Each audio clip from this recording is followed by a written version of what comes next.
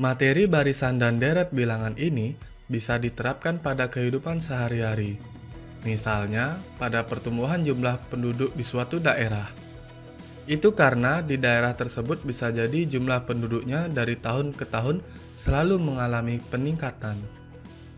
Selain itu, materi barisan dan deret bilangan juga bisa diterapkan pada prediksi peluruhan atau pengurangan suatu benda atau makhluk hidup.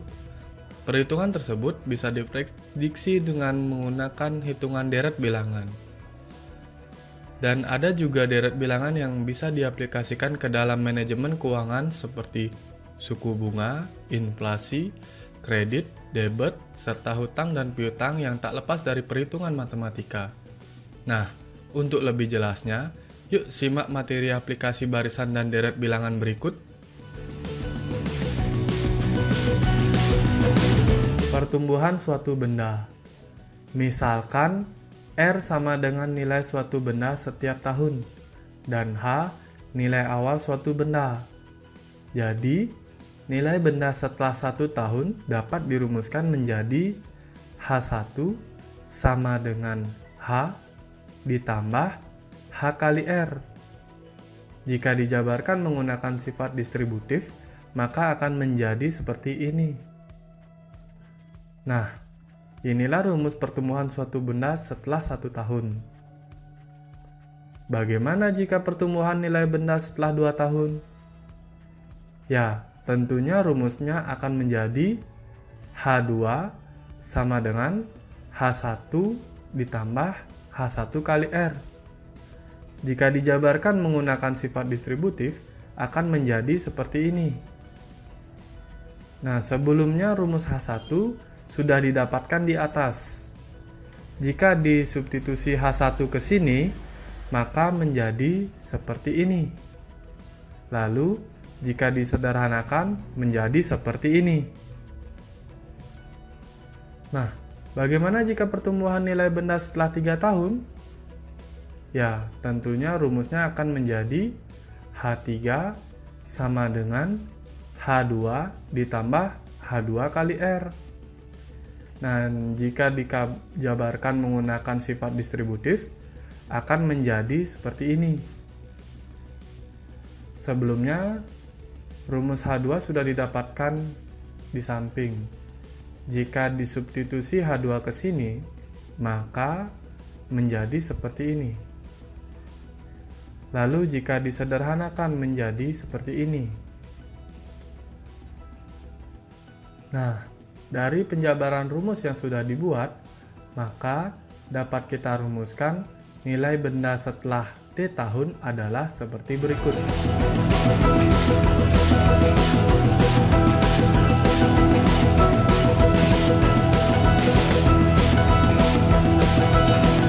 Peluruhan suatu benda.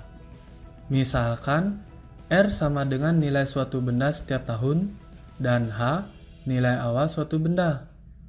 Jadi, nilai benda setelah 1 tahun dapat dirumuskan menjadi H1 sama dengan H dikurang H kali R. Jika dijabarkan menggunakan sifat distributif, akan menjadi seperti ini.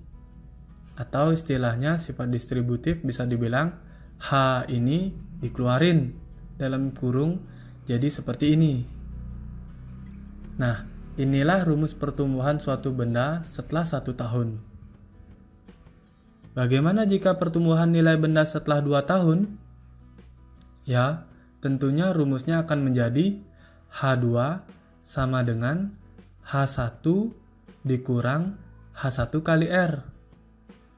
Jika dijabarkan menggunakan sifat distributif, akan menjadi seperti ini. Sebelumnya, rumus H1 sudah didapatkan di atas. Jika disubstitusi H1 ke sini, maka menjadi seperti ini. Lalu, jika disederhanakan menjadi seperti ini.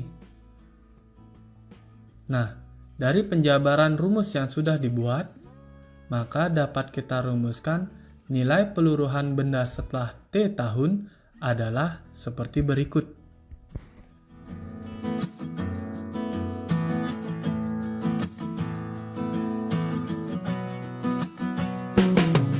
majemuk. Bunga majemuk adalah bunga yang dihitung atas jumlah pinjaman pokok ditambah bunga yang diperoleh sebelumnya. Contohnya, misalkan M sama dengan nilai awal uang atau modal, I sama dengan suku bunga. Jadi, besar uang setelah 1 tahun dapat dirumuskan menjadi M1 sama dengan M ditambah M kali I. Jika dijabarkan menggunakan sifat distributif, akan menjadi seperti ini. Nah, inilah rumus bunga majemuk setelah 1 tahun. Bagaimana jika besar uang setelah 2 tahun? Ya, tentunya rumusnya akan menjadi M2 sama dengan M1 ditambah M1 kali I. Jika dijabarkan menggunakan sifat distributif, akan menjadi seperti ini. Sebelumnya, rumus M1 sudah dapat di samping. Jika disubstitusi M1 ke sini, maka menjadi seperti ini. Lalu, jika disederhanakan, menjadi seperti ini. Nah, dari penjabaran rumus yang sudah dibuat, maka dapat kita rumuskan besar nilai uang setelah T tahun adalah sebagai berikut.